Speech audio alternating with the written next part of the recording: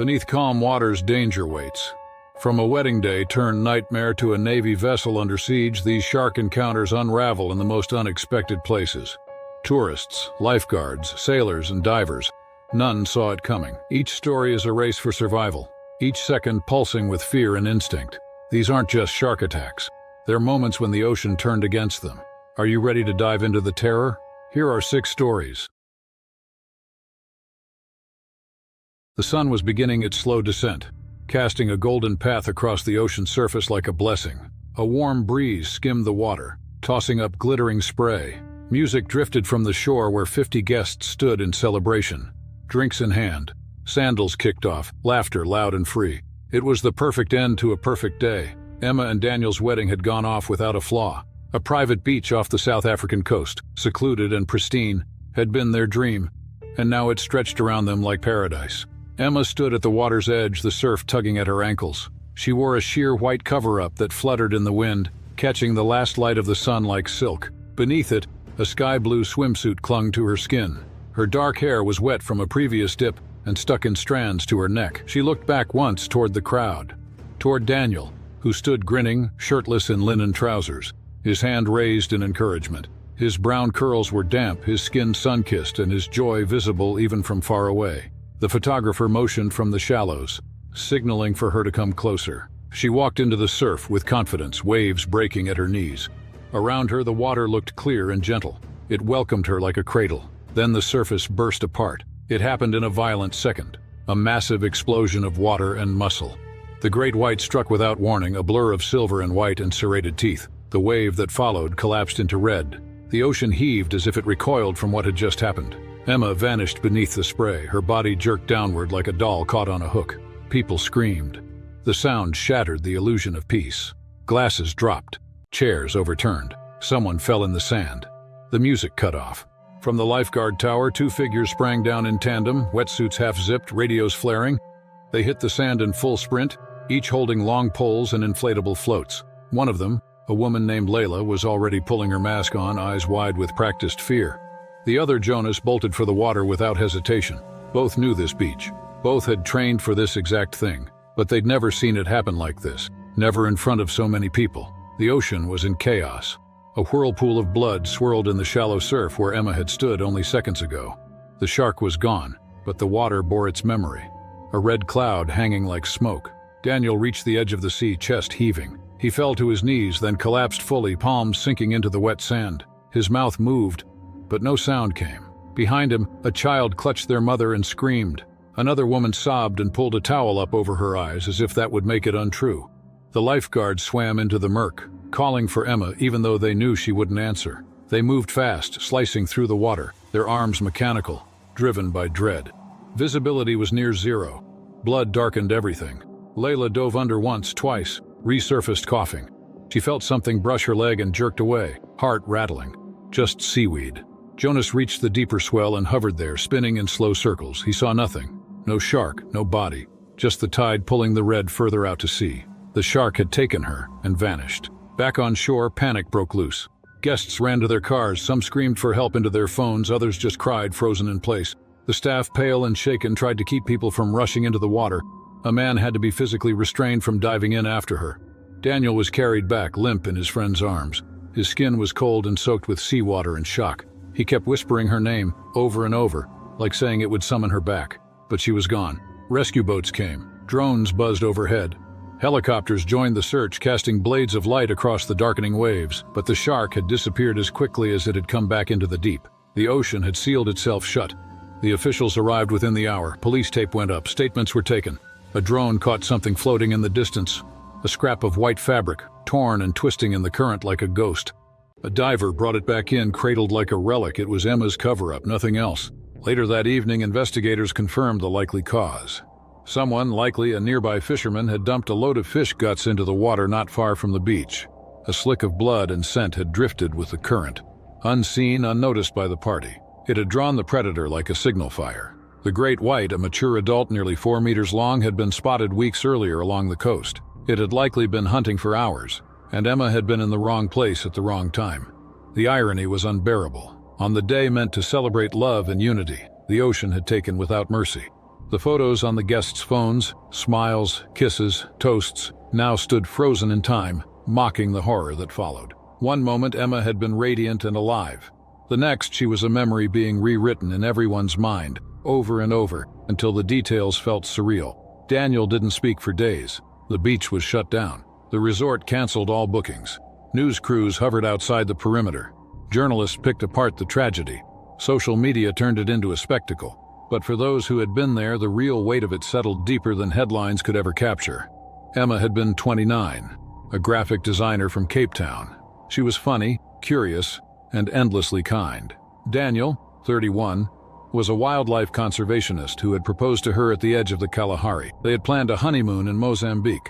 Now he couldn't look at the ocean without seeing her vanish again. Some said the shark had acted on instinct, that it hadn't known, that it was just another creature following hunger. But instinct didn't lessen the terror, it didn't erase the screams, it didn't bring her back. The sea rolled on, quiet and eternal. And on that blood-stained stretch of paradise, love had become loss in the space of a heartbeat. The ocean was a silent world under stars, vast and unbroken. A thin crescent moon hung low, casting a faint silver shimmer across the restless Pacific. Alex Thompson stood barefoot on the deck of his 40-foot yacht, the Solara, adjusting the sails with gloved hands. At 38, he was lean and weathered, a man shaped by storms and solitude. His eyes, sharp and sun-scoured, scanned the horizon without expectation. No other boats for days. He preferred it this way. No shipping lanes, no noise, just the wind, water, and the pulse of a diesel engine he rarely used. He was 3 weeks into his solo crossing from Tahiti to the Chilean coast. The journey was meant to clear his head after a long, failed relationship and a career in engineering he no longer loved. Out here, the noise inside him grew quieter. But the ocean had its own mind. At just past midnight, the water exploded with sound and violence. A sudden, bone-shaking jolt slammed through the yacht. The hull groaned. The mast shuddered. Alex lost his grip and was flung overboard. The rope he'd been tying slipped from his hand. The sea swallowed him in an instant. He surfaced with a gasp, eyes wide and limbs flailing. The Solara bobbed 20 feet away, its deck light flickering weakly. The chill of the water stole his breath, but the panic hadn't even begun. Below him, something massive moved. Then came the second strike, a pale flash beneath the surface. A dark shape rose with shocking speed. A 16-foot great white burst from beneath and hit him sideways, teeth first. The pain was instant and sickening. Its jaws locked around his left thigh and dragged him downward, deeper into blackness. He kicked and punched with blind fury, bubbles screaming from his mouth. His free arm flailed for something. Anything. The shark twisted and jerked, its power immense. His wetsuit tore as flesh split beneath teeth. Then it released him, the water boiling red. He surfaced, choking, dizzy, his leg barely responsive. But the yacht was still there, floating like salvation. He swam for it, using only one leg and his right arm. Every stroke sent white heat up his spine. Blood trailed behind him, thin and winding. Then it came back. From behind, a blunt force slammed into him. His left arm vanished into the shark's mouth, crushed between rows of jagged teeth. He screamed, but the ocean swallowed the sound. Instinct kicked in. His right hand searched the tool pouch clipped to his belt. Fingers curled around a short stainless steel rod used to adjust the rigging. He drove it into the shark's side with everything he had. It bounced off once. He hit again, this time jamming it upward into the gills. The shark jerked, its grip loosened. It thrashed violently, then vanished into the deep. Alex floated, bleeding and gasping, the rod still in his hand, slippery with gore. He saw the swim ladder. It looked impossibly far. But he clawed toward it, inch by inch, every kick a firestorm of pain. His lungs burned. Salt stung every open wound. He reached the hull and slammed against it with the next wave. The ladder. Just 4 rungs. But lifting his body with one arm and one working leg felt like trying to lift the sea itself. He hooked his right elbow over the lowest rung, slipped, tried again, screamed through clenched teeth. Blood poured from his arm. The shark hadn't taken it, but it had torn deep. On the third try, he hauled himself up far enough to catch his knee over the second rung. The world narrowed into flashes. Moonlight, pain, cold metal. He collapsed onto the deck like a corpse and rolled onto his back, shaking violently. The deck light buzzed above him, casting everything in pale yellow. He blinked up at it, shivering, teeth chattering. He was alive, somehow. But he was torn open and alone, miles from anyone. Adrenaline gave him enough strength to crawl to the first aid kit. He opened it with numb fingers. Gauze, tape, antiseptic. His left arm wouldn't move. Blood soaked the deck, pooling under his leg. He tore his shirt into strips and tied them tightly above the wounds. He pressed gauze into the shredded muscle of his thigh and screamed until his throat burned. He wrapped everything he could, taping it down with shaking hands, then collapsed beside the mast. He couldn't stay there long. He dragged himself back to the cabin, leaving a trail of red across the fiberglass. Inside, he found dry clothes and painkillers, which he swallowed without water.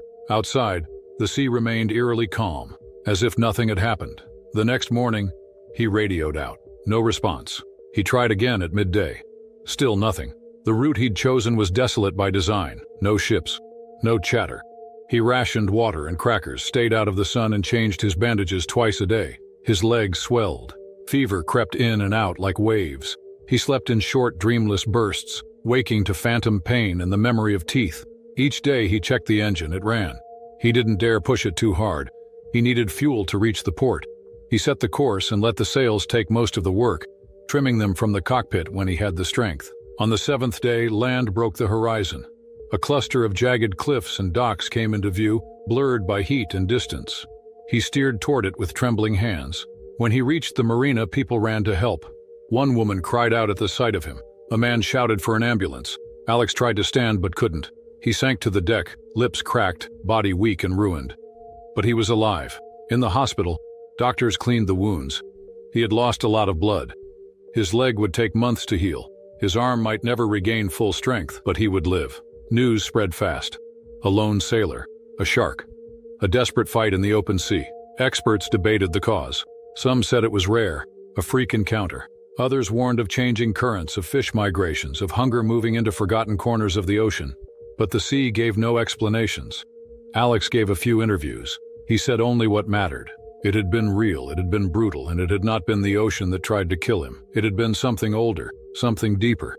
But still the sea had let him go. The sun hung high above the Red Sea, its rays cutting through the glassy water like gold. The beach near the remote resort was nearly empty, except for a few families lounging beneath umbrellas. The afternoon heat was softened by a breeze that rippled across the shoreline, warm and lazy. Natalia Ivanova stood at the water's edge, watching her two children splash in the shallows. At 38, she carried herself with quiet confidence. A Russian native, she was strong, athletic, and no stranger to open water. Years of swimming in lakes and oceans had taught her to respect nature's rhythms, but they had also made her fearless. She smiled at her children, ages 7 and 9, then turned toward the reef a few hundred meters offshore. The water was calm, barely moving. The resort staff had mentioned the reef was teeming with fish that afternoon. Curious and drawn to the silence beyond the shoreline, she slipped beneath the surface and began to swim, slicing through the water with even practiced strokes. Her body moved effortlessly. The sunlight danced below her, shimmering off the coral bed. Beneath her, shadows flickered. Schools of fish scattered as she passed overhead. The reef loomed closer, its jagged ridges rising like sculptures from the seabed. Natalia floated for a moment, arms out, toes barely kicking. She felt completely alone in the most peaceful way. But deep below, something stirred. From the edge of the drop-off where the reef fell into darkness, a bull shark emerged. It moved with purpose, slow at first, drawn upward by the vibration of motion. It had been circling the deeper channels for hours, hunting smaller prey. But Natalia's presence, the pulse of movement at the surface, triggered something primal. She didn't see the first shadow pass beneath her. She didn't feel the shift in the current. One moment she was floating, chest rising and falling, eyes half closed. The next, the sea erupted. The shark struck from below with explosive force. Its snout hit her midsection, propelling her out of the water. Teeth clamped down on her thigh before she could scream. She twisted in midair and splashed back down in a violent arc. The water turned red almost instantly. On the beach, her children stood frozen, small feet in the sand, watching their mother disappear under a churning pool of crimson and foam. Natalia fought. Her instincts lit up like fire. She kicked, twisted, tried to punch, but the shark was massive, over 2 meters long, built like a torpedo. It shook her side to side, flesh tearing, bone grinding. Her hand found the gill plate and pushed hard, but the shark only drove deeper, dragging her further from the reef. Blood blurred her vision. She gasped as her leg went numb. Her left hand, sliced open by a tooth, flailed weakly. The shark released for a breathless second, then lunged again, this time latching onto her shoulder. She thrashed wildly, but her movements grew slower. Every beat of her heart pumped more blood into the water. The surface shattered again as her arm broke free, barely attached, a tangle of skin and bone. Her body was limp now. tossed in the current like a broken doll. Onshore screams rose. Resort staff sprinted toward the water. One grabbed a paddleboard, another blew a whistle. A lifeguard radioed for help as he charged in, fins in one hand, a rescue float in the other. Guests backed away in horror. Someone covered the children's eyes. The shark, sensing the resistance fading, circled back. But the sudden splash of feet, the vibrations of more bodies entering the shallows, caused it to hesitate. It veered downward and vanished into the gloom, leaving a swirling vortex of red and foam in its wake. The first rescuer reached Natalia's floating form and pulled her toward the board. Her body was limp, pale and covered in wounds.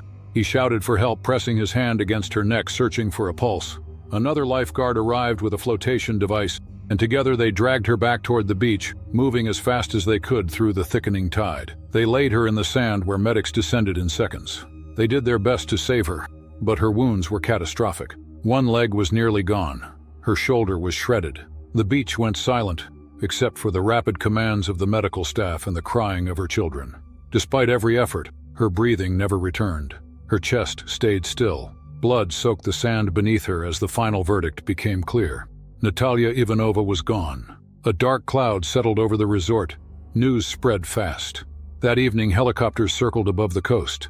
Divers scanned the reef. Patrol boats were dispatched. Scientists confirmed it had likely been a bull shark, an aggressive species known to roam warm, shallow waters and attack unprovoked. Officials cordoned off the beach. Signs were posted. Swimmers were banned for days. Natalia's children were taken in by other guests until their family arrived from Moscow. Grief filled the air like smoke. The Red Sea, once glittering and serene, now felt like something that had lied to them. In the following days, marine biologists debated the cause. Some blamed the rising sea temperatures for unusual predator behavior. Others pointed to fishermen nearby who may have discarded bait, drawing in larger animals. Surveillance was increased. Drones monitored the reef, but no one could reverse what had happened. Natalia had been a loving mother, a skilled swimmer, and a woman who found joy in the sea. That same sea had turned on her in a flash, unforgiving and final. The water grew calm again, as if nothing had happened. But those who watched that day would never forget the stillness before the chaos, or how quickly it all changed. The ocean stretched black and silent beneath a moonless sky. The waters off California's Channel Islands were calm but cold, thick with the weight of night. The United States ship Antietam, a mid-sized Navy training vessel, rocked gently on the swells as it carried out routine sonar testing. Aboard were 22 crew members, most seasoned, a few green. Among them was Petty Officer Mark Calloway, 29, a sonar technician with 6 years of service and nerves like braided cable. His life was systems, signals, patterns. At 1:13 a.m., the screen lit up with something strange. He leaned forward. The radar displayed a slow-moving mass circling the vessel at an unusual depth. It was big, too big for any standard submersible or whale. For a while, the crew assumed it was a false reading, a glitch, but the object kept coming back, looping wider with every pass.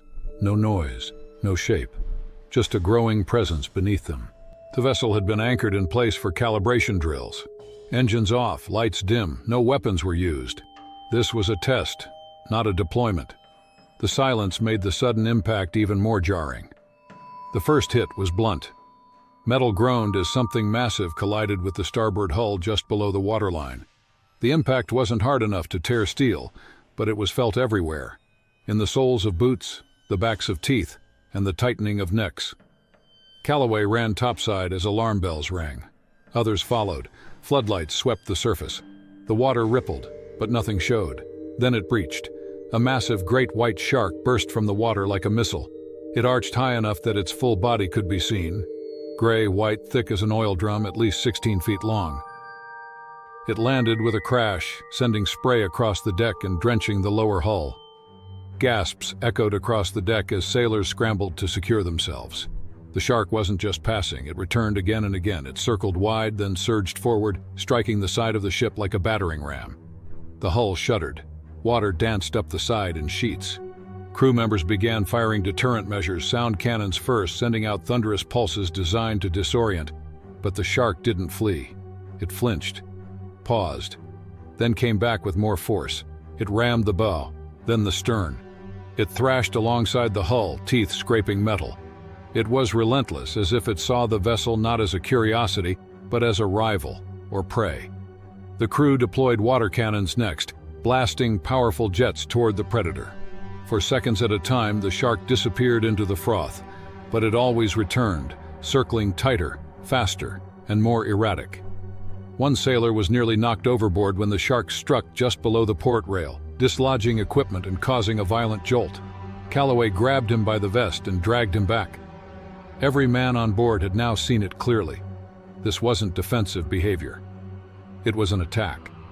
The ship's hull, though built for rough seas, wasn't designed to endure repeated strikes from a predator of that size.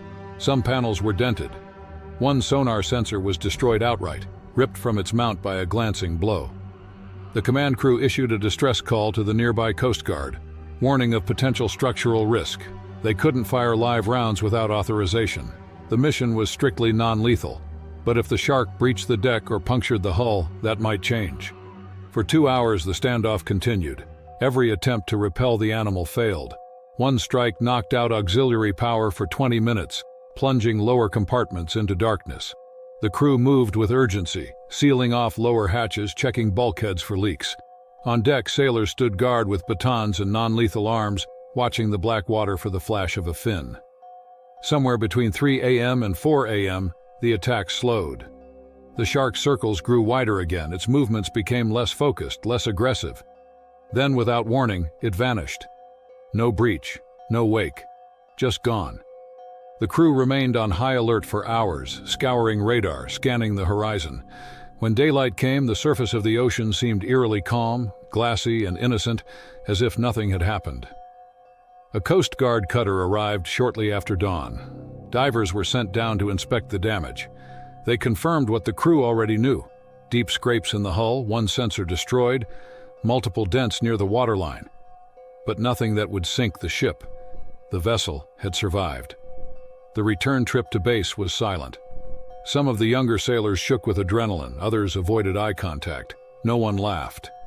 The sea had revealed something primal, something no training had prepared them for. Back on land, naval experts and marine biologists reviewed the data.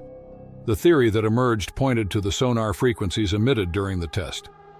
The shark may have interpreted the vibrations as territorial intrusion, or the distress signals of prey.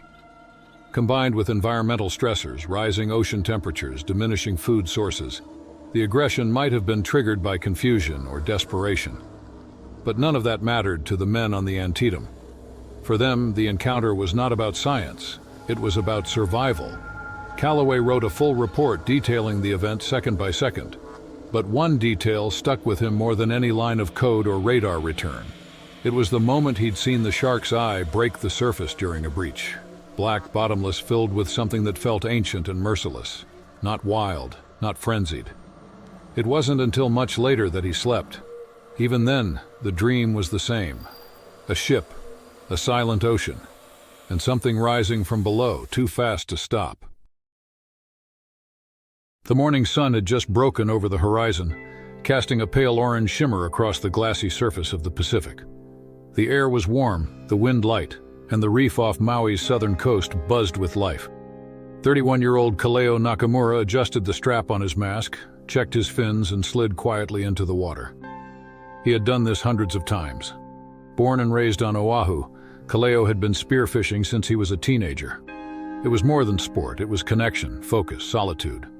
He was alone, as he preferred, drifting over a deep reef drop-off known to locals as the Wall. It fell sharply into the blue, a vertical canyon teeming with baitfish and pelagic predators. Few divers came here solo, the currents were strong, the fish were big, and sometimes so were the sharks. Kaleo didn't fear them, he respected them.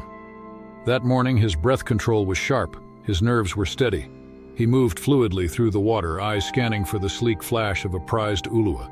He dove deep, keeping to the edge of the reef where boulders met sand. On his third drop, he spotted it.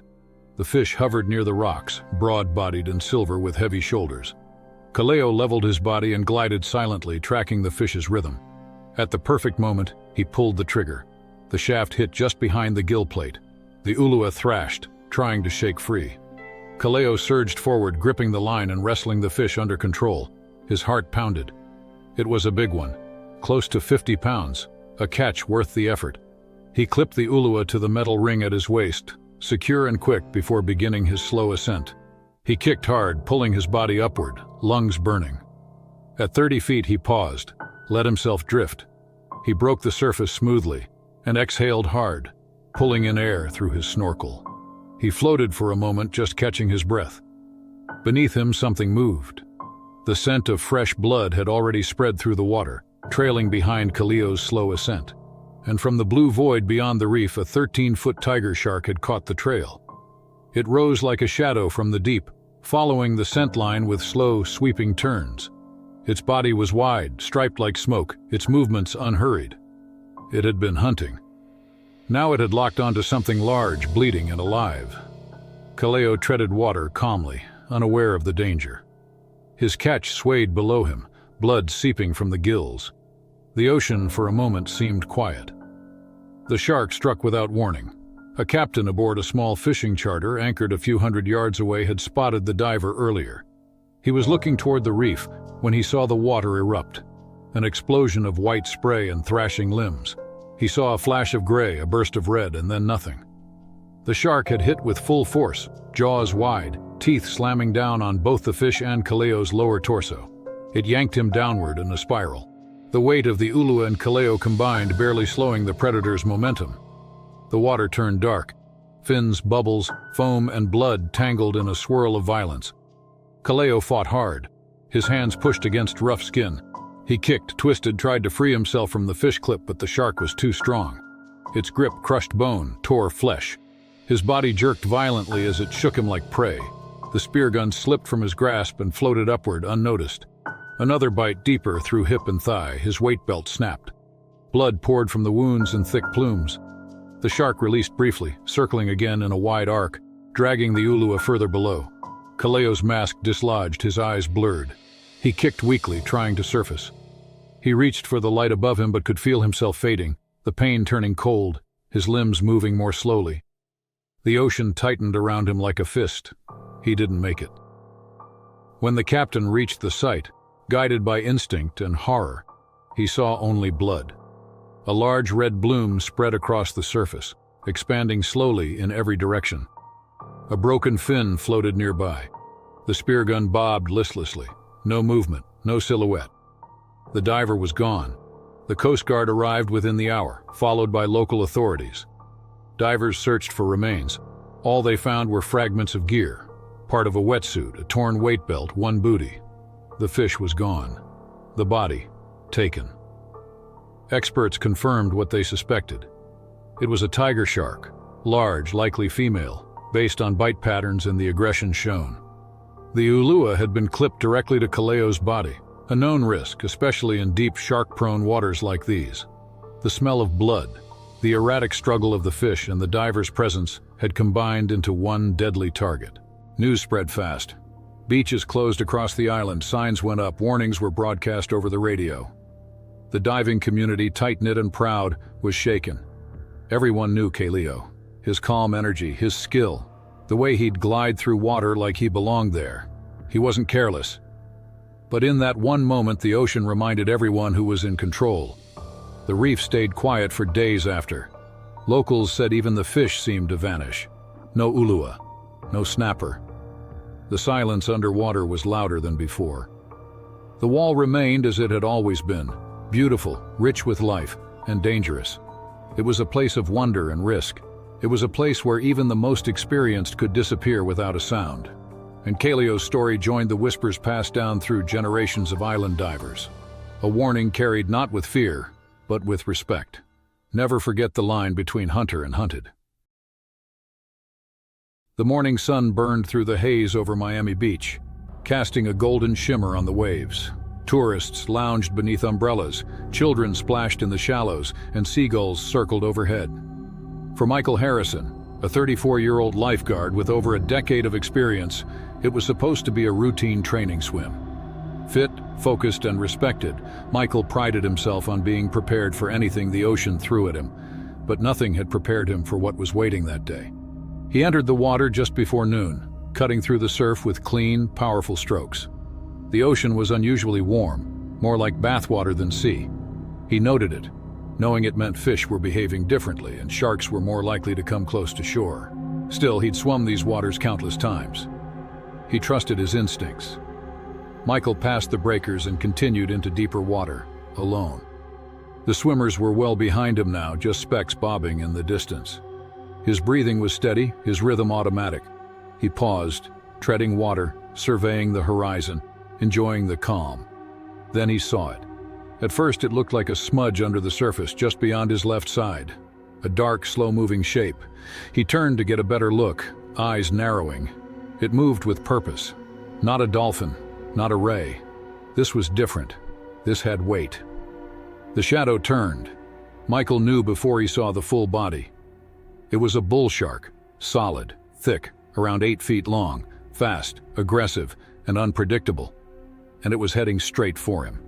He tried to move, tried to kick away, but it closed the gap in seconds. The water around him exploded.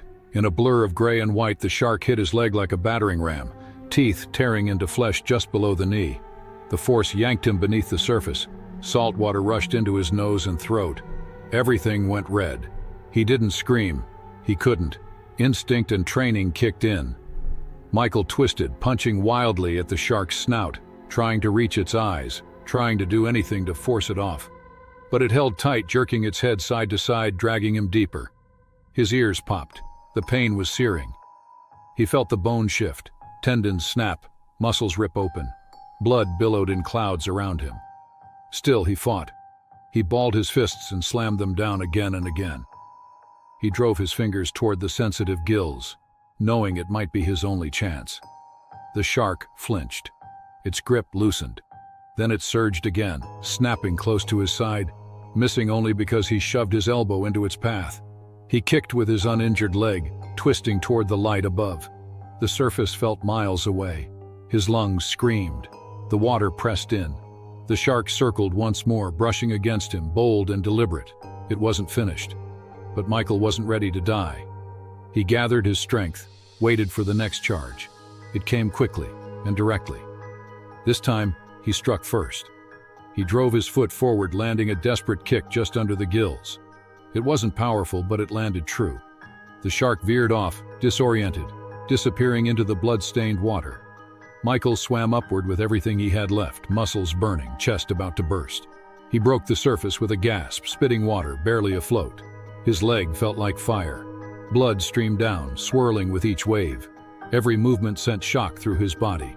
He looked toward the shore. It seemed farther than before. People were still laughing, playing, unaware. He began to swim. Each stroke was agony. His right leg dragged behind him, useless. He used his arms and left leg, pulling forward slowly. He stopped checking for the shark. He didn't have time for fear. The pain was blinding, but he knew he had minutes before shock took over. Closer now. He saw figures running toward the water. Someone had spotted him.